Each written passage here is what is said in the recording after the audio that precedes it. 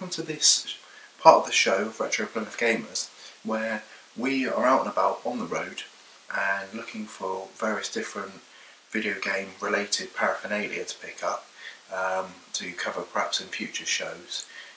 You might be sort of wondering where our games come from that we cover on the show, and as we've covered before, in the Plymouth area we check out various different second-hand stores, but also while we're out and about in other towns we'll check out charity shops and things like that to see whether there's any sort of hidden gems or anything like that we can pick up. And this week I thought I would show you my pickups, and subsequently moving forward I'll keep making videos to show you bits and pieces that I pick up, because it's quite interesting to see really what you can find if you look hard enough in these various different junk shops, second-hand shops and charity shops. So starting first, I got not one of these but two Xbox 360 joypads. Now I paid $7.99 each for these. They come with a AA battery pack in them, and there were originally 3 of these there, but the other one, sadly, where the AA batteries were left in the battery compartment, it corroded it, so that means that was no good, it was goosed. So I didn't really want to take a chance on that because I wasn't coming back that way again anyway, so I didn't really want to give it another shot just to see for $7.99 whether it would be worth taking the chance on, because it wasn't really. So yeah, they're in really good nick. The nubbins on the sticks have held up really well, and they really don't look like they've been used that much, so I was quite pleased with those. They also had some Wii remotes there which were $6.99 each, but I didn't really fancy those, so I didn't go with those. I also found this when I was out and about in a totally different charity shop, which is the Lion King SingAlong cassette, which has all your favourites on it. So it's got Circle of Life, it's got I Just Can't Wait to Be King, Hakuna Matata, Can You Feel the Love Tonight. It has instrumental versions of those as well as versions you can sing along to. That cost me 50p. I figure if I stick that back on eBay I'm probably going to get about 6 or 7 quid for that, so that's not a bad return really. Moving on, what we've also got is I got these two here in another charity shop, which as you can see here I got them for £1 each. One says PS2 games, one says PS1 games on it, but in actual fact it's a mixture of the two that are in here. So as we go through, we've got a few blank spaces, but we've got quite a late release there, Miracle Space Race, Who Wants to Be a Millionaire, we've done an episode on that, you can catch it on our channel. The Powerpuff Girls, Lord of the Rings, Fellowship of the Ring on PS2, Open Season on PS2, I quite like that on the Xbox 360, I completed that game. Power Rangers, SpongeBob SquarePants, Revenge of the Flying Dutchman on PS2, we've got that on GameCube, so I'll cover that at some point. Another release on PS1, Hot Shot. FIFA Football 2004, the PS1 version, not PS2. Space Invaders Anniversary. Gran Turismo. Crash Bandicoot, the original one on PS1. Crash Bandicoot The Wrath of Cortex on PS2, good game. The original Pro Evolution on PS2. Speed Machines on PS1. And Ducati World on PS1. So that was one folder. Again, that was £1 for all of those discs. In the second folder, we've got less exciting FIFA 06. We've got a Lego Star Wars 2, the original trilogy. Star Wars Battlefront in there. The Lord of the Rings of Two Towers. We've got a few blank spaces before we come to Crash Team Racing on PS1. And then we've got FIFA 2000 on PS1. Great if you like the Robbie Williams inspired soundtrack. The Simpsons Wrestling on PS1, pretty cool game. Chronicles of Narnia, we've got that on the GameCube, so we need the PS2 version. Wacky Races on PS1, Robot Warlords on PS2, you see that game everywhere, that must have sold really, really well. Tigger's Honey Hunt on PS1, Harry Potter and Chamber Secrets on PS1, which is always a fan favourite.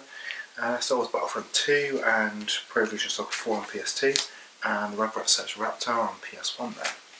So that was pretty cool, I was quite pleased with that find, especially playing back through Crash Bandicoot again. Looking forward to that.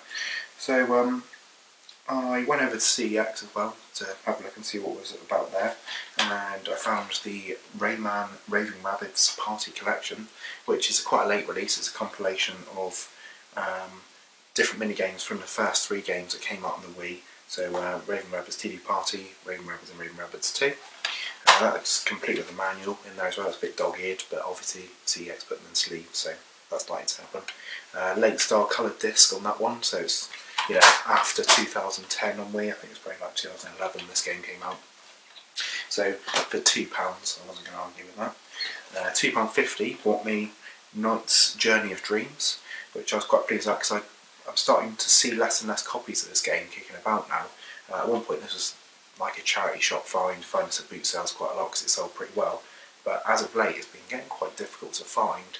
It's still quite cheap, but I think in future years that's a good purchase because chances are it's probably going to raise in price. Again, that's got the booklet and it's got the precautions manual with it, earlier style sort of foily disc as well, as you'd expect. I don't think it ever got reissued.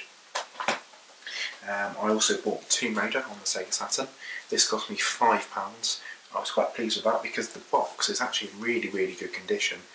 Very well held up for how old this is. You know, bearing in mind this is what, a 1995, 1996 game.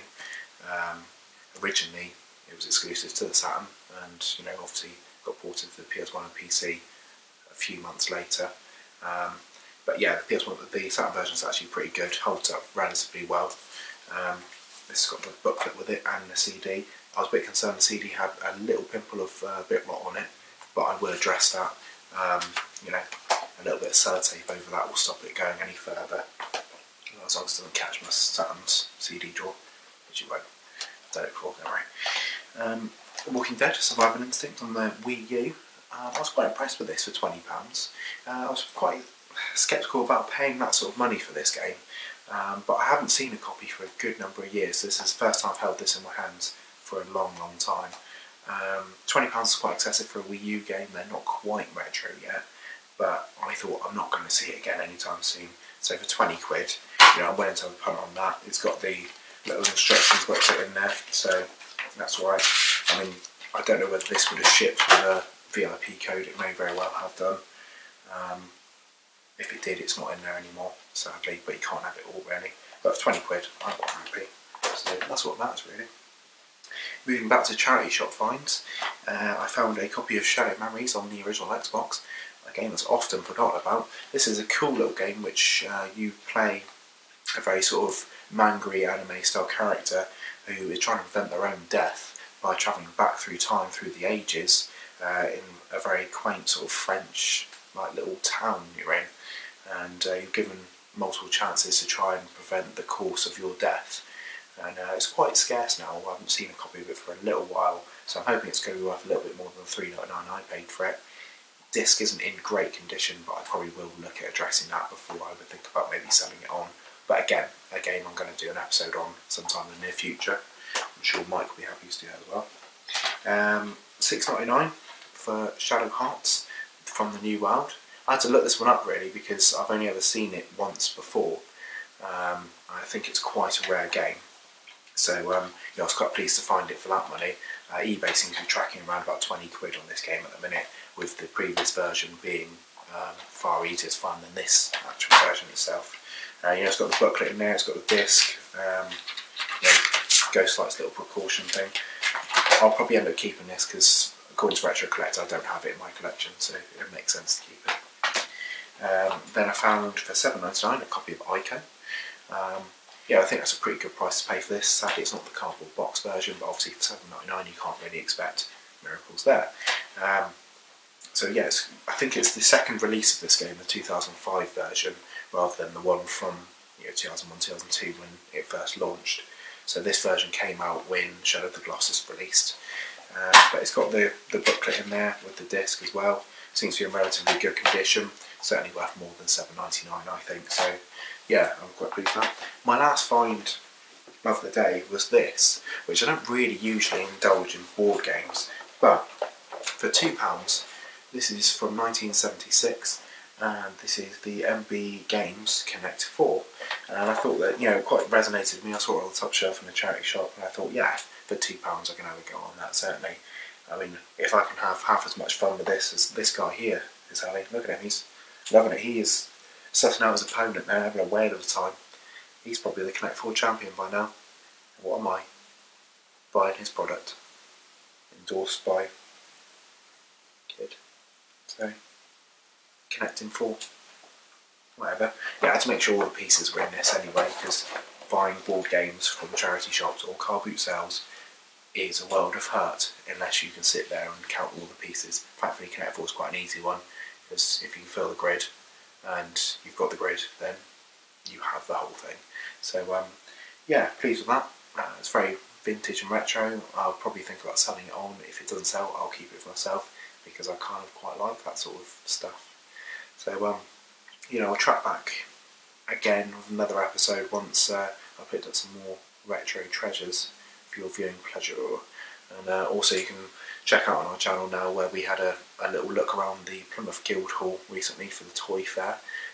You're doing a bit of a virtual walk around, so you know, you guys don't have to leave the comfort of your seat and just carry on watching what we're doing. Also catch our Retro Plymouth Gamers episodes as well, where we put some of these games to the test and see what they're like playing in a modern day environment.